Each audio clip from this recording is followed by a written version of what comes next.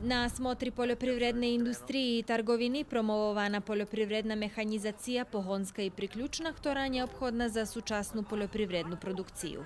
Nova mehanizacija to což co neobhodne, že bi agrotehnični miri boli efikasnejši, rezultati roboti lepši, a produkcija ekonomičnejša.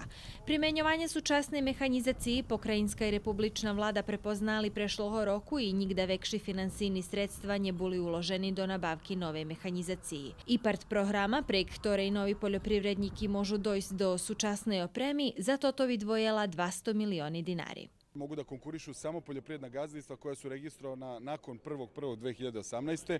Môžu konkurovať poljoprivrední gazdovstva, ktorí registrovani posle 1. januára 2018 roku, medzi tým môžu konkurovať i toti, co ho ešte vše neregistrovali, i zato še naša programa vola Start-up programa, bo na to spôsob žadáme animirovať mladých, že by še upuščali do poljoprivrednej produkciji, že by im to bola perša fajta stimulaciji, a naš cilj medzi inšim i na to spôsob dať svoje doprinošenje za ostavanje mladih na Valalje.